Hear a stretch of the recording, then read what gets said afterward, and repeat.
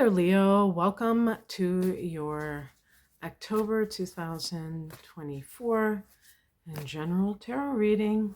It's Rena here. How are you doing?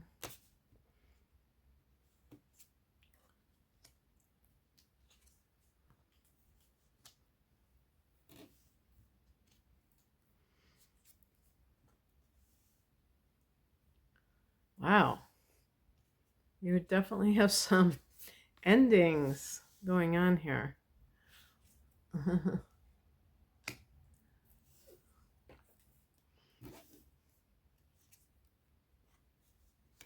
Gonna pick an additional card. Wow. The other day I saw the moon card in my deck and I was like, I don't really get the moon card that often. You think I would. But then I've been getting it because I've been thinking about it. Okay, I don't need to have that one front and center at the moment. So I guess this is the heart of the matter, huh? I thought this was a different card. Oh well. The heart of the matter is the Six of Swords. This is the person who is choosing peace in their life over drama.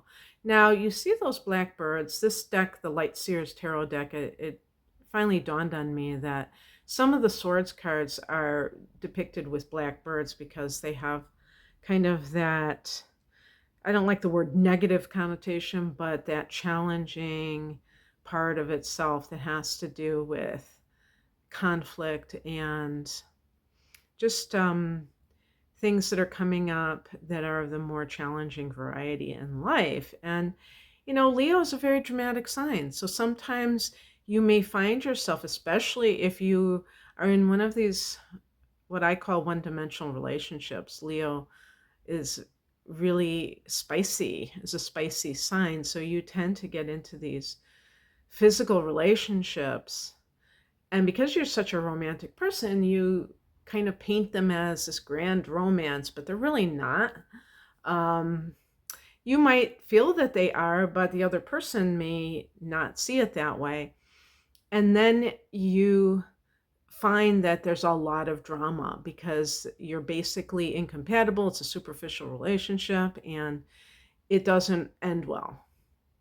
So sometimes I think Leos get addicted to drama because they can't discern between that and passion, which is a positive version of that emotion where, like you are feeding off of that other person in a very positive way. Like you just have this reverent regard for life, which I think Leos actually do. But when they are imbalanced or when there are other elements, like I was going to say, if you have like a moon in Scorpio, that can be because that's a very difficult moon possession.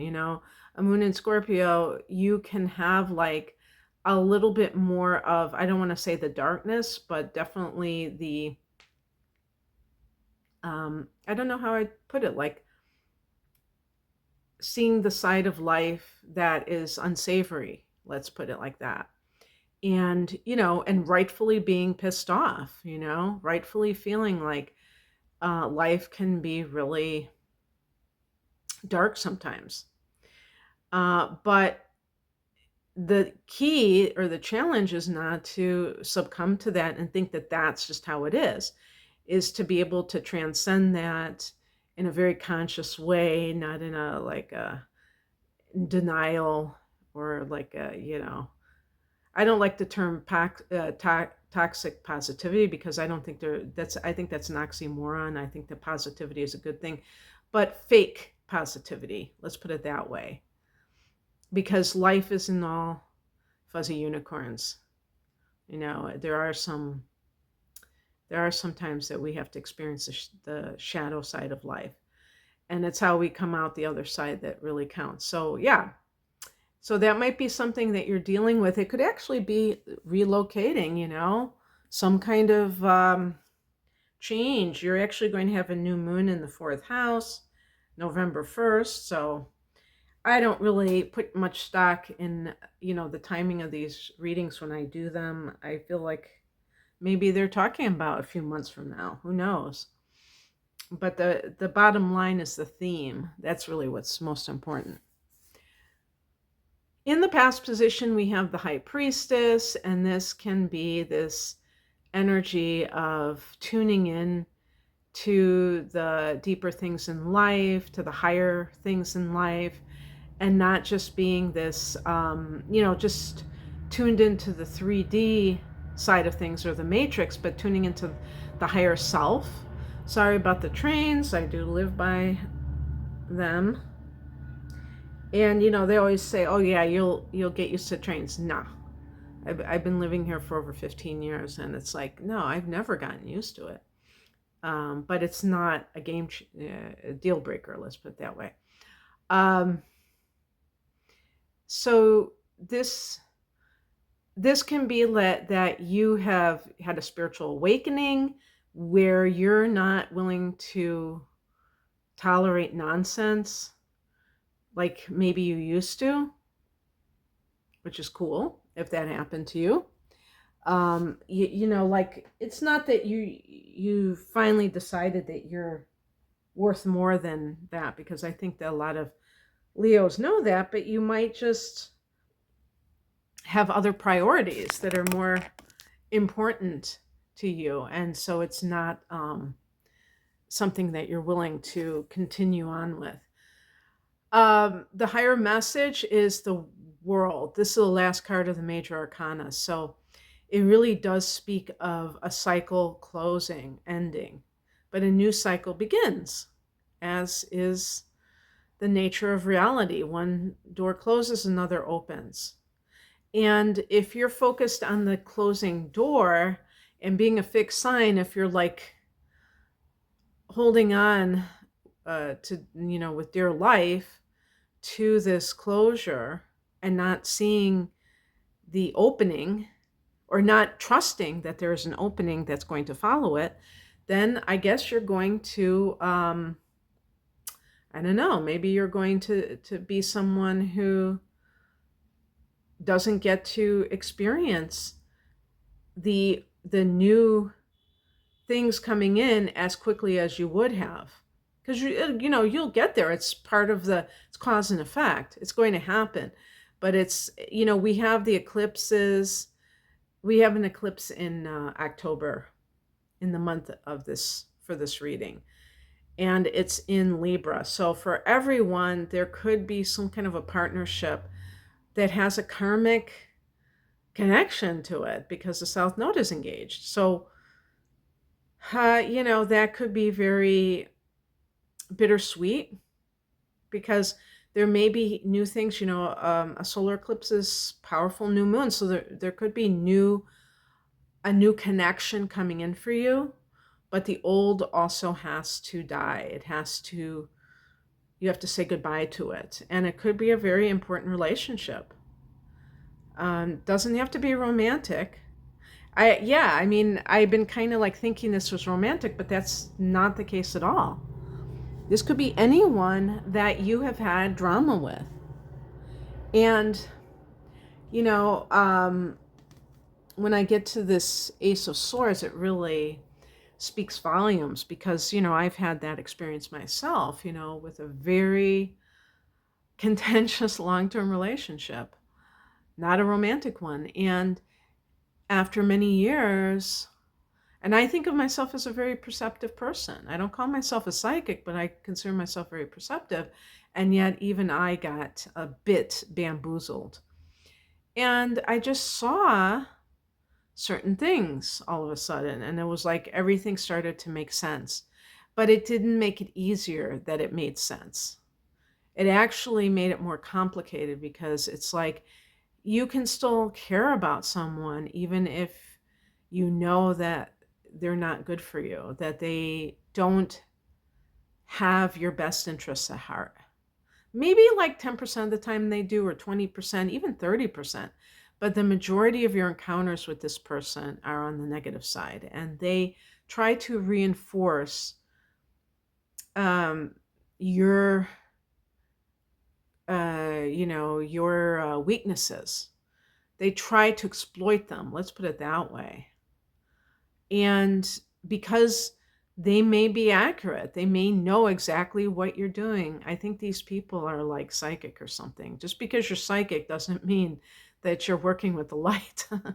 That's the hard lesson to learn, is that a person can be very in touch with these kinds of intuitive things, and they can use it as a dark weapon. So you have to be very careful about your dealings with people, because sometimes I think Leo is a very generous sign all the way around, not just financially, but the way that you regard people. You may just think the best of them, and you may find out otherwise.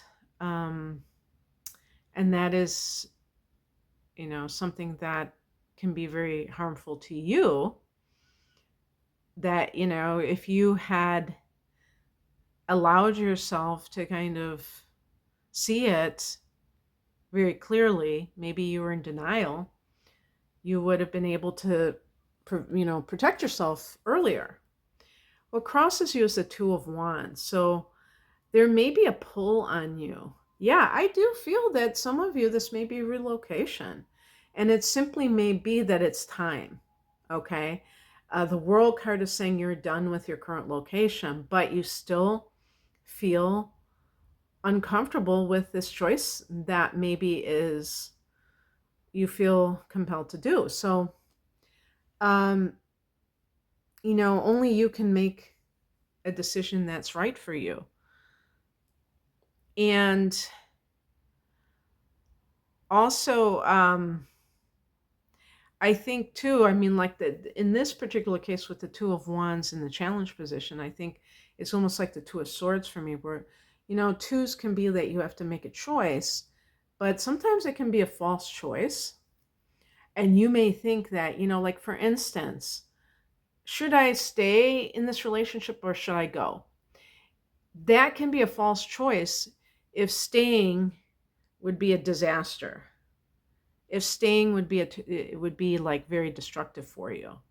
Then you're characterizing something in a way that really doesn't describe it. And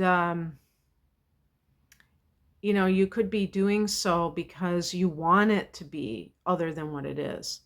And that's understandable, but you have to be realistic. And, when people are in a situation like that, they sometimes don't want to be realistic because that's no fun. It's no fun to be realistic sometimes. So, anyway, what's coming in is the Ace of Swords. This was the card I was hinting about. The Ace of Swords, you see that I really like this. It's a little bit quirky, but I like the what it represents, which is kind of like the third eye. They talk about the pineal gland. I know some people say pineal or pineal gland.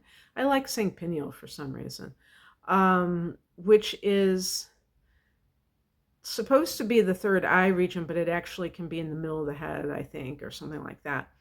But you see that light pouring out. This is kind of like the high priestess. There's kind of like this download that's represented in purple.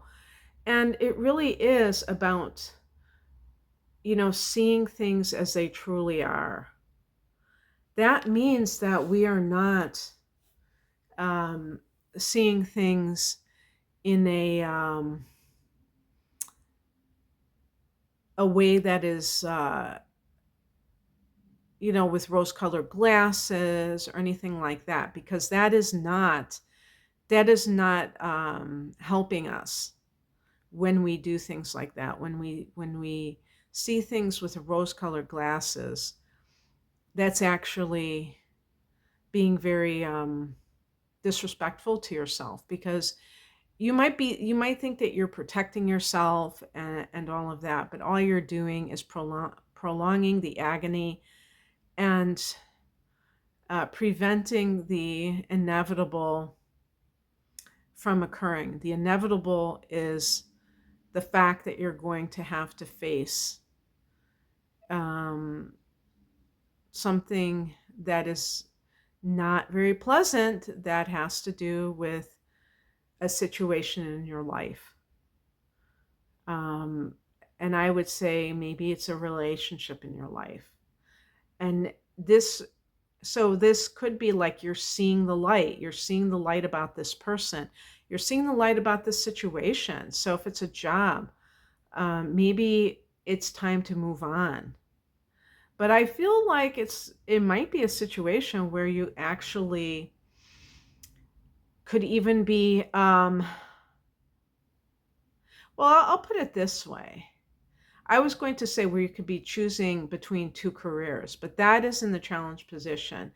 And that could suggest that you don't want to even think about choosing a different career. So it might not really be that there is a job offer waiting for you, but relocation could be on the table for some reason.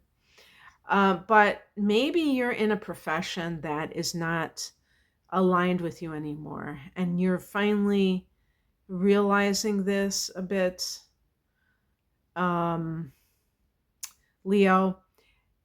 Taurus is your midheaven, Taurus is your 10th house, and there is going to be a, uh, and I'm just saying that like as a general thing. It could be different for you, okay? But I'm just saying. And, the truth is,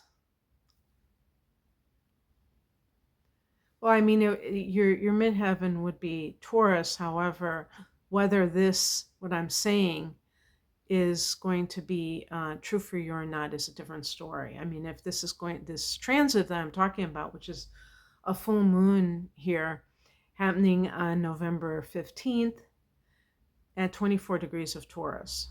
If this actually does fall in this 10th house for you, then this might be when you have that. I'd even call it maybe in some cases a spiritual download that allows you to have that clarity of thought all of a sudden, that you don't have to kind of think about. It's not like something that you are, um, that you have to really like ponder. It kind of just comes to you. It's like a eureka moment, maybe. But but the aces are beginning, so it allows you to move forward as a result.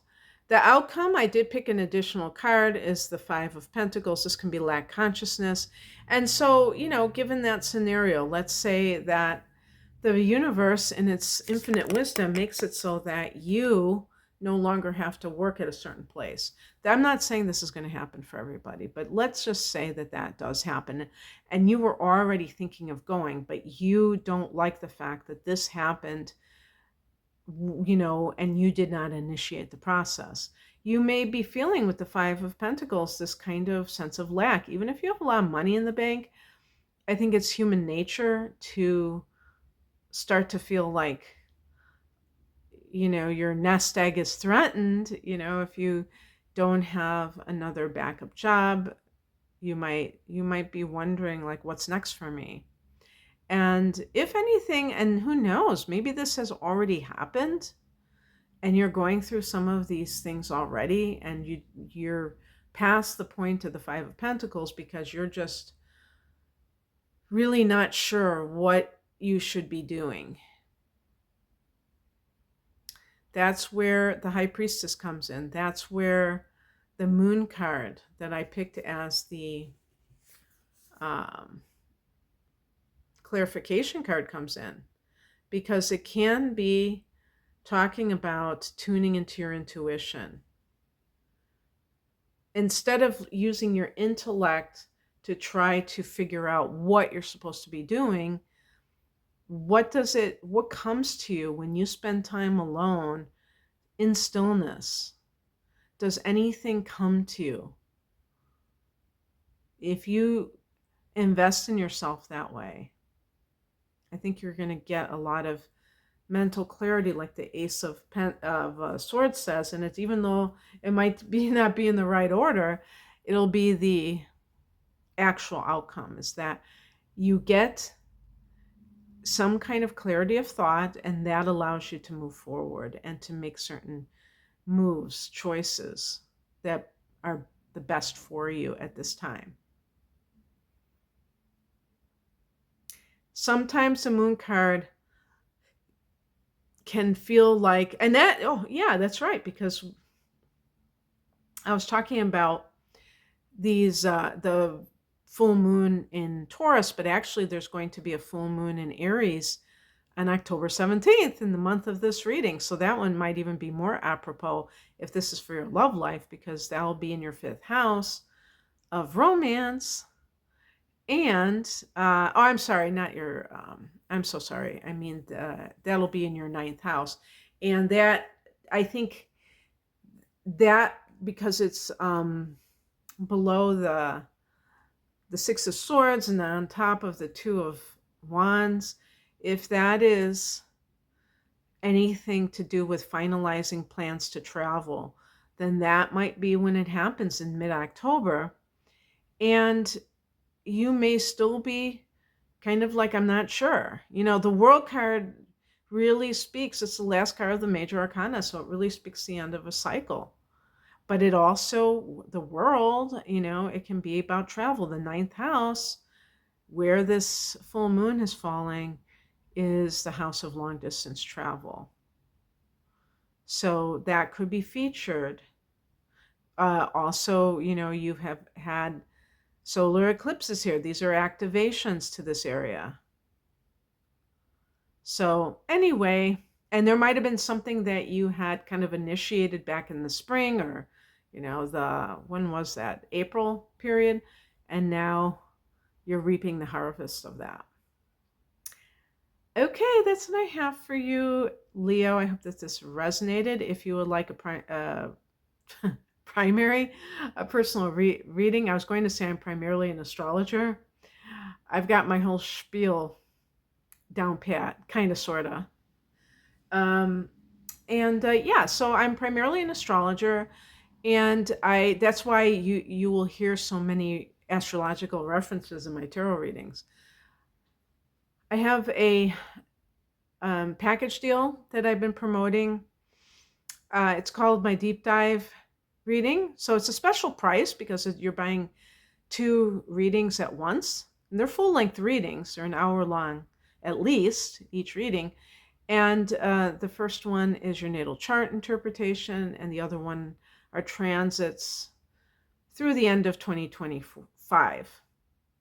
So you can find out more information about that reading and the rest of my readings at the link below. Thanks for watching. Bye.